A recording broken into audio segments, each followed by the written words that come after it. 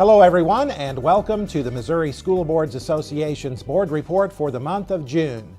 We thank you for the opportunity to share some news and information during a few minutes of your board meeting. We begin with the end of the 2010 session of the Missouri General Assembly. The dramatic drop in state revenue and its impact on the state budget was the overwhelming issue this year. The budget approved by the legislature includes flat funding for the foundation formula, the basic state aid program for schools.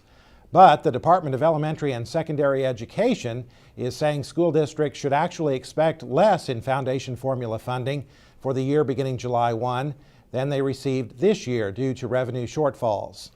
The budget approved by the legislature also includes a $15 million cut to transportation and a $14 million cut to parents as teachers. Besides the budget, the legislature passed House Bill 1543, a bill containing numerous provisions that will have an impact on schools, according to MSBA's Associate Executive Director for Advocacy, Mike Reed.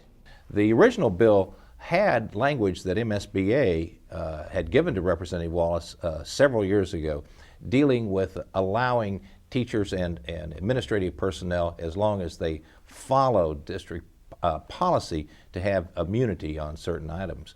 That was passed. Also included in that bill is cyberbullying and the ability to let districts have some flexible, some leeway with some of their spending. The 1% PD money, professional development money, does not have to go in as long as there is no increase in the foundation formula.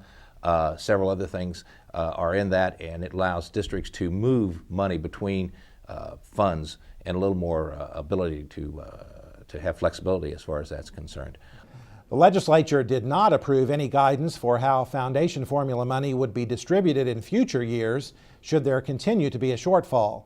For the time being, that decision will be left to the Department of Elementary and Secondary Education. By the way, you can watch the complete interview with Mike Reed on the 2010 legislative session. That interview is posted on the MSBA website. Keeping our students and staff safe at school is always a top priority for school boards and administrators.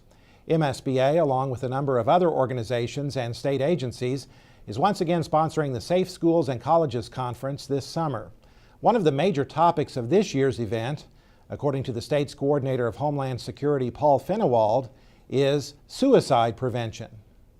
If you really delve into the issue, suicide is a major issue not only for schools, but it's also for public safety and even communities such as the military. And so often we try to not think about that. We don't talk about it. It's kind of put below the radar screen, and it's an important issue that we need to address and explore, and how we can possibly try to minimize that and deal with those types of issues whenever it happens to our vulnerable population, our students. The Safe Schools and Colleges Conference is set for July 22nd through 23rd at the Lake of the Ozarks.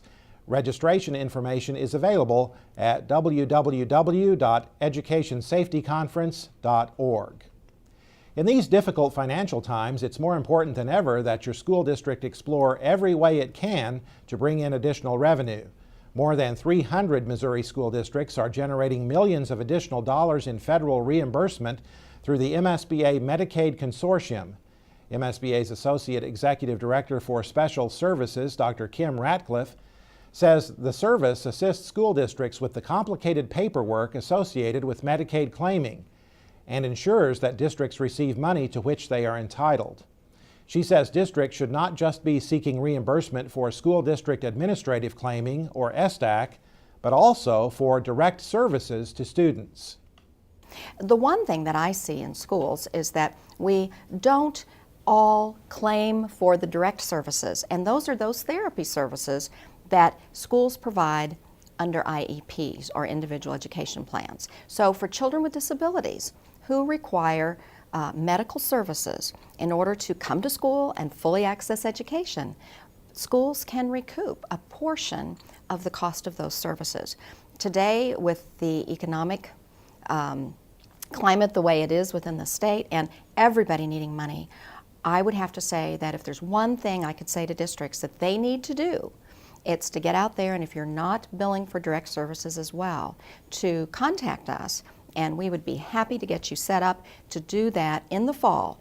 Ratcliffe says your district's participation in the Medicaid Consortium not only provides you with additional resources, but also helps ensure your students receive the health care services they need so they can do their best in the classroom. Don't forget to register for the MSBA Labor Relations Camp coming up July 12th through 14th at the Lake of the Ozarks. And also keep in mind that registration for the 2010 annual conference in October opens on July 1st. Information on all MSBA events is posted on our website. That's it for this month's edition of the MSBA Board Report. Thanks for allowing us to have some time at your board meeting, and so long from Columbia.